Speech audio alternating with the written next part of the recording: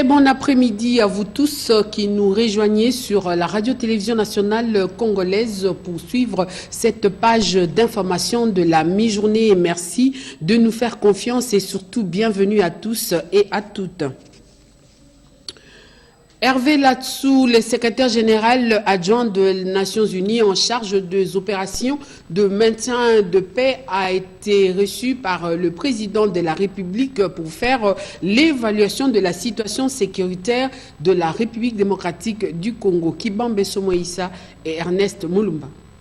Le renforcement de la confiance entre les Nations Unies et la RDC, les perspectives de redimensionnement de la présence militaire de la MONUSCO en RDC font notamment l'objet du dialogue stratégique entre les deux parties. C'est dans le cadre justement de ce dialogue que le secrétaire général adjoint chargé des opérations de maintien de la paix, Hervé Latsou, déclare avoir été reçu par le président de la République, Joseph Kabila Kabange. Il a été question essentiellement de ce dialogue stratégique que nous avons lancé avec les autorités de la République démocratique du Congo pour évaluer la situation, en particulier sous l'angle sécuritaire, et les perspectives du redimensionnement de la présence, et notamment de la présence militaire des Nations Unies, de la MONUSCO, dans le pays. C'est un travail qui se poursuit, qui va se poursuivre, et nous devons évidemment former le vœu, je forme certainement le vœu, que se trouve ainsi renforcer la confiance entre les Nations Unies et le Congo. On a annoncé une incursion au niveau de l'est du pays, du côté de Goma. Qu'en est-il? Quelles sont les dispositions qui ont été prises pour contrer de pareilles situations? Écoutez, je vais justement, avec le rapporteur spécial, nous partons de ce pas à Goma, puis à Bukavu, et nous allons nous forger des impressions sur le terrain. Le représentant spécial du secrétaire général des Nations Unies, Martin Kobler, le nouveau représentant spécial adjoint aux opérations et à l'état des droits de la MONUSCO, David Gressly, et le chef de l'équipe opérationnelle intégrée pour l'Afrique centrale ont pris part à cette entrevue. Les chefs de l'État ont promulgué une loi dans le secteur des assurances. Pour nous livrer les contenus de cette loi, Jacques Moukaleng nous les donne. De cette année, précisément le 17 mars dernier, le président de la République, Joseph Kabila Kabange, a promulgué la loi numéro 15/005 du 17 mars 2015 portant code des assurances. La présente loi entre en vigueur une année après sa promulgation. Elle s'applique aux opérations d'assurance directe et de réassurance réalisées sur le territoire de la République démocratique du Congo. Elle ne concerne pas les opérations des assurances gérées par la sécurité sociale. Toutefois, elle s'applique aux opérations d'assurance directe et de réassurance souscrites par des entreprises agréées en complément et après épuisement des garanties accordées par la sécurité sociale. La loi portant code des assurances est l'un des plus importants dispositifs parmi les réformes initiées en vue de moderniser et de libéraliser certaines activités des secteurs économiques et financiers du pays.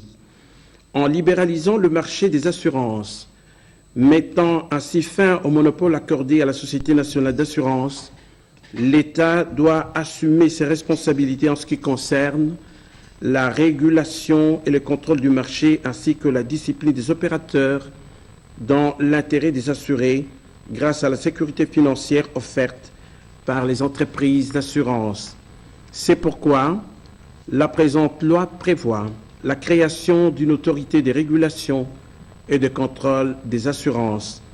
La présente loi de 208 pages est structurée en 7 livres suivants. Livre 1 des opérations d'assurance, livre 2 des entreprises d'assurance et de réassurance, livre 3 du cadre institutionnel et du contrôle de l'État, livre 4 des agents généraux, courtiers et autres intermédiaires d'assurance, livre 5 des organismes particuliers d'assurance, livre 6 des régimes comptables et fiscaux, livre 7 des dispositions transitoires, abrogatoires et finales. Telle est l'économie générale de la loi portant code des assurances, promulguée le 17 mars 2015 par le président de la République, Joseph Kabila Kabange. Les personnes que la loi intéresse sont tenues d'entrer en contact avec le journal officiel. Merci. Raymond Tshibanda Tungamulongo, le ministre des Affaires étrangères et de la coopération internationale, était hier devant la chambre basse du Parlement. Il a donné des assurances aux sénateurs que le gouvernement de la République suit de près l'évolution de la situation de Congolais vivant en Afrique du Sud et victimes de la xénophobie. Les détails, c'est dans ces reportages de Bertin Ekofo Issaoso. Une accalmie relative règne maintenant à Durban suite au déploiement des forces sud-africaines dans les zones de troubles. Le ministre des Affaires étrangères et de la coopération internationale, Raymond Tshibanda, a livré cette information à l'Assemblée plénière du Sénat ce vendredi 24 avril. Il a été invité à répondre à une question d'actualité initiée par le sénateur Léonard Sékou-Kitundu sur la situation des compatriotes congolais vivant en Afrique du Sud et victimes des violences xénophobes. Le chef de la diplomatie congolaise, qu'accompagnait le vice-ministre en charge de la coopération internationale, Franck Modi Malila, a fait savoir que dans cette folie meurtrière, un Congolais a été tué, brûlé. Il a expliqué que le ministère suit de très près l'évolution de la situation. Au nombre de victimes, on signale un Congolais présumé tué, 2 autres portés disparus, ainsi qu'environ 200 déplacés aujourd'hui réfugiés. Au poste de police d'Issipango à Durban, où, en dépit de la présence policière, leur sécurité demeure précaire.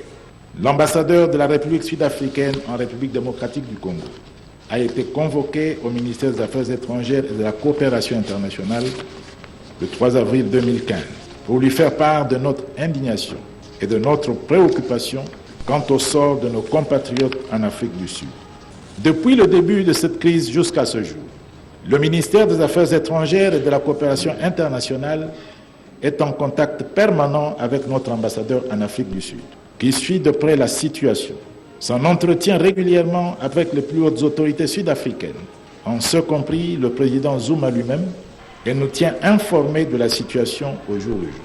Des dispositions sont prises pour faciliter le rapatriement des Congolais qui le souhaitent.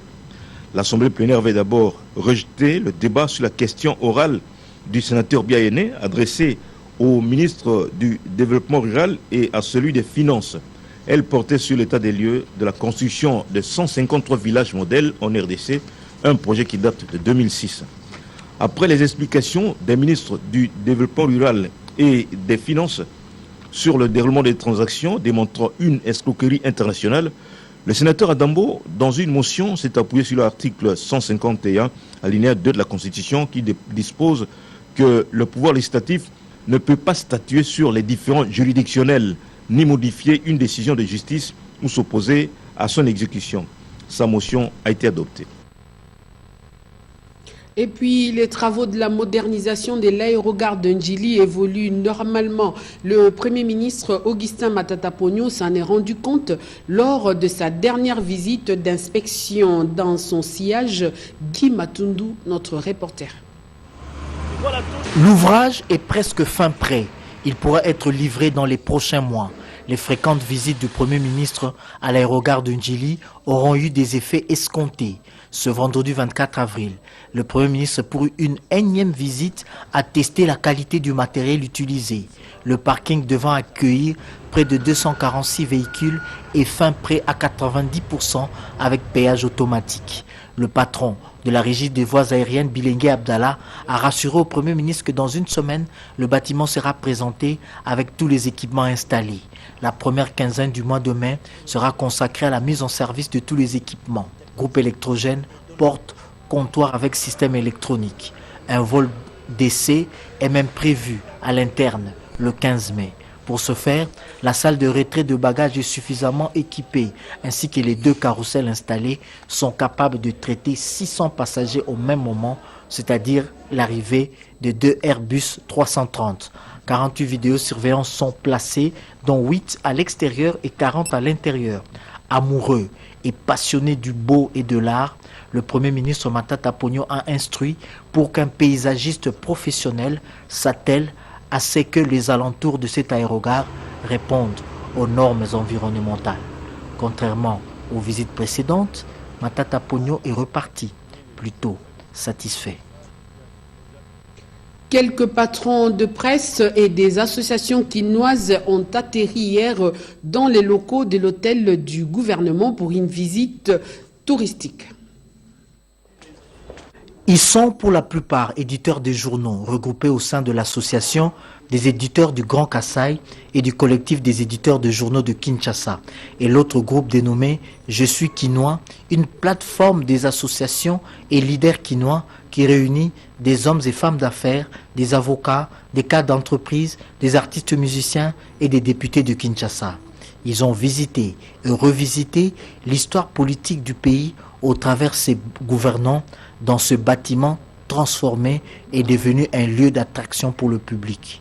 Après avoir visité les différentes pièces, la dernière étape, c'est le jardin de premier, où les représentants de 3 groupes ont unanimement salué les réalisations acquises sous la gouvernance du Premier ministre Matata et sous le leadership du président Kabila.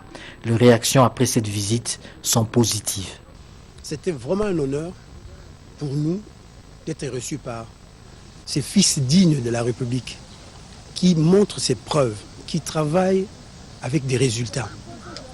Et nous sommes venus représenter les Quinois pour plaider le problème des Quinois auprès du Premier ministre et il a été très attentif et nous lui disons merci. C'est très positif, les chiens aboient, mais la caravane passe. Moi qui suis congolais en part entière et Quinois, ça saute à l'œil nu et ça se voit. On ne va pas porter de myopie pour voir. Moi je le vois et je félicite. Et j'en suis fier aussi, quoi. La proximité entre le visiteur et les visités a été une réalité et les échanges de plus cordiaux. Les éditeurs de journaux ont levé l'option de pratiquer une presse républicaine. Le Premier ministre Matata en a appelé à plus de sens de responsabilité. Vous avez une grande responsabilité, mes chers amis. Vous êtes la voix des sans-voix.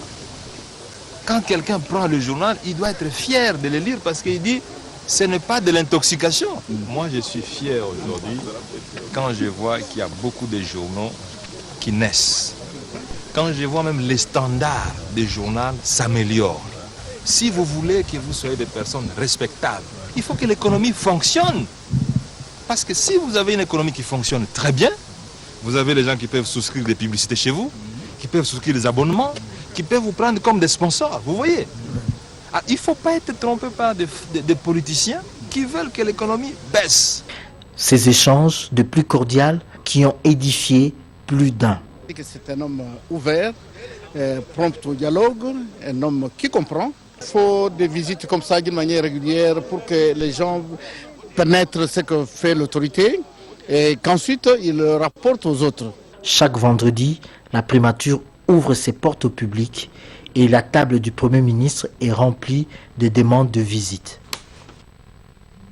La République démocratique du Congo a arraché du Rwanda les rapatriements de 13 ex-combattants du M23 les jeudis 23 avril 2015 à Goma, un centre d'entraînement militaire au sud-est du Rwanda. La remise et reprise entre les deux parties a été signée conjointement par le vice-ministre de la Défense nationale René Nsimbu et le secrétaire permanent au ministère de la Défense du Rwanda, Joseph Routabana. Félix Zalumeti-Dandou nous donne les détails. Non, mission accomplie pour le vice-ministre de la Défense nationale au Rwanda. René Sibou Matubuka a su arracher devant les observateurs de la conférence internationale pour la région des Grands Lacs et du bureau de l'envoyé spécial du secrétaire général des Nations Unies pour le Grand Lac le rapatriement volontaire de quelques ex-combattants du M23, soit au total 13 éléments, dont 4 amnistiés et 9 non-amnistiés. Il s'agit d'un lieutenant-colonel, d'un capitaine, de 4 lieutenants, d'un sous-lieutenant, de 3 adjudants en chef, d'un sergent, d'un caporal et d'un soldat. Cet acte a été sanctionné par la signature du procès verbal de remise et reprise. Joseph Routabana pour le Rwanda et René Sibou pour la République démocratique du Congo. C'était Ngoma, un centre d'entraînement militaire du Rwanda à près de 130 km de Kigali, au sud-est du Rwanda, vers la frontière avec la Tanzanie. Cette signature était précédée par un moment de sensibilisation du vice-ministre Sibou aux ex-combattants amnistiés et non amnistiés sur le bien fondé de leur retour à la mère patrie. Celle-ci constitue la dernière visite et la dernière chance donnée à ceux qui veulent rentrer de rentrer au Congo. Le gouvernement de la République ne passera pas tout son temps à faire des va-et-vient pour parler des forces négatives et de leur retour. Les 13 volontaires sont vite sortis d'îlot dans une émotion quasi totale sur leur visage. Je pense demain ou après-demain, notre pays trouvera un bon avenir.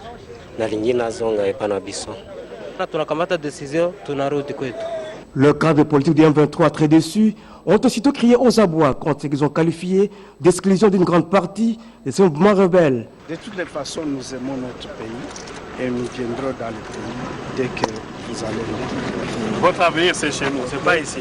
Ceux des ex-combattants à la peau dure ont tourné le dos au vice-ministre Sibou pour leur caserne, se disant heureux au Rwanda qu'en RDC. Cette intransigeance ne reflèterait-elle pas les propos de cet expert rwandais, de surcroît chef expert sur les dossiers des ex-combattants de M23?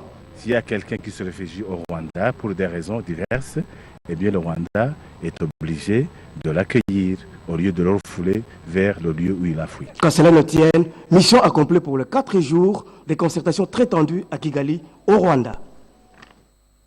C'est hier vendredi qu'a eu lieu la cérémonie des remises et reprises entre le premier président de la Cour suprême de justice et le président de la Cour constitutionnelle. Tous les membres de la Cour et bien d'autres personnalités du pays ont pris part à cette cérémonie. Un résumé de Rodé Panda, Joseph Erouzi et Ndouzi. La réforme du pouvoir judiciaire vient de connaître un moment très capital avec la passation du pouvoir entre le nouveau président du Conseil supérieur de la magistrature, Benoît Luamba Bindou, et le sortant Jérôme Kitoro Kimpele. La cérémonie a eu lieu ce vendredi 24 avril dans la salle de réunion du nouveau palais de justice. En effet, Jérôme Kitoro Kimpele, qui reste premier président de la Cour suprême de justice, a donc transféré le pouvoir de la présidence du Conseil supérieur de la magistrature. Conformément à l'article 18 de la loi organique numéro 08/013 du 5 août 2008, portant organisation et fonctionnement du Conseil supérieur de la magistrature. Comme vous le savez bien, et en conformité aux dispositions transitoires de la Constitution, et spécialement l'article 223, la Cour suprême de justice était dotée du pouvoir reconnu à la Cour constitutionnelle jusqu'à l'installation effective de celle-ci.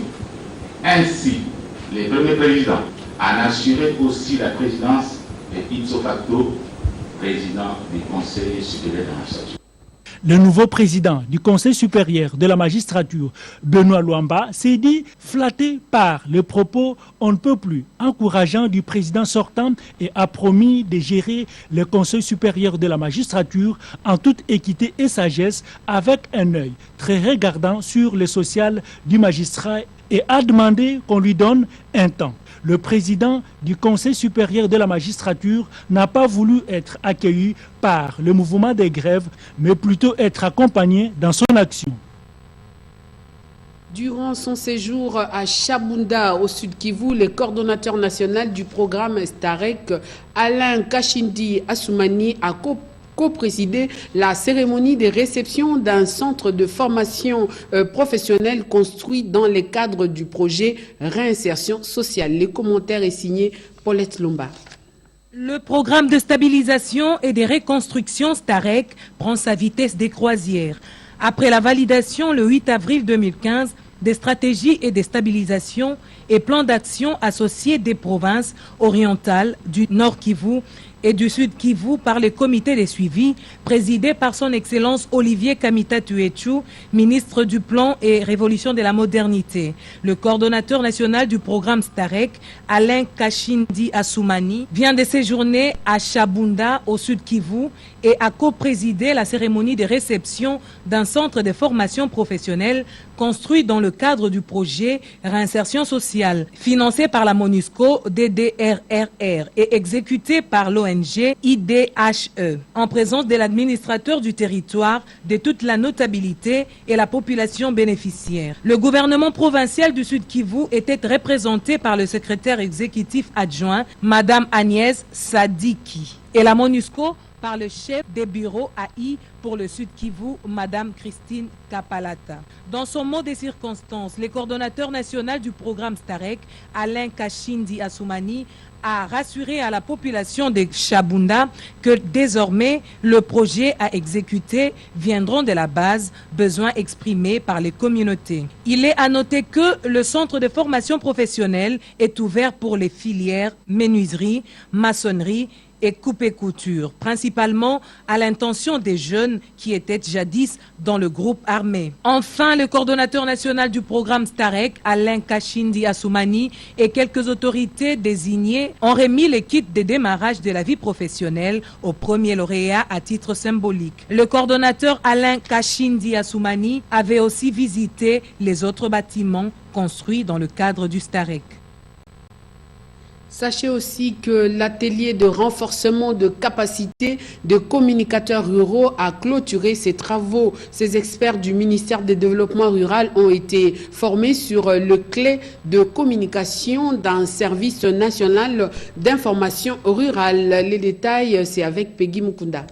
Au total, 30 communicateurs ruraux des services nationaux d'information rurale viennent de bénéficier d'une formation de renforcement des capacités de communicateurs ruraux. C'est là dans le but d'accompagnement médiatique approprié de la mise en œuvre de programmes initiés en faveur de milieux ruraux. Cette formation va nous permettre aussi le monde rural à évoluer, à être informé. Il a fait un travail vraiment de titan. Nous allons vraiment nous défendre. À moins qu'il ait moins sol, quand il met le moyen à notre disposition. Le secrétaire général Albert Léon Kalambay a, au nom du ministre du Développement rural et Jeune Serofouli, clôturé cet atelier de renforcement des capacités de communicateurs ruraux. Maintenant rassuré de ce que les dispositifs de circulation de l'information appropriés, qui est un instrument incontournable d'analyse et de décision concertée, est une véritable étoile qui éclaire le chemin de la définition ainsi que la mise en œuvre harmonieuse de programmes et projets de développement durable. S'en est suivi la cérémonie des remises de brevets aux participants de cet atelier. De ces play-offs de la Linafoot où on nous informe que c'est en vue de sécuriser davantage le match de Sampé Club de ce samedi 25 avril que le comité de gestion de la Linafoot a pris un certain nombre de mesures de sécurité et ceci pour permettre à tout le monde de suivre ces derbys quinois dans la sérénité après les violences du week-end dernier. Willy Kandé, Zena et Kabengele pour le reportage. On a connu comme incident lors des dernières rencontres, le comité de gestion de la Linafoot s'est réuni pour prendre des mesures conservatoires parce qu'on a constaté qu'il y a une recrudescence de la violence dans les installations sportives. Le comité de gestion a estimé qu'il fallait d'abord prendre des mesures conservatoires pour que tous les matchs ici à Kinshasa, au stade Tata Raphaël, se joue à huis clos jusqu'à nouvel ordre. C'est une décision du comité de gestion. On a constaté que dans les derniers cas qu'on a vécu, c'est plus le problème des supporters des clubs qui pose problème. Parce que sur l'ère des jeux, il ne s'est pas posé un problème. Donc nous aimerions profiter de ces moments pour voir avec les responsables des clubs, les dirigeants des clubs, comment on peut sécuriser les rencontres sportives. Parce que nous avons estimé qu'aussi longtemps que les dirigeants des clubs n'ont pas pris un engagement ferme, n'ont pas prouvé qu'ils maîtrisent maintenant leurs fanatiques, seront obligés de garder ces mesures conservatoires.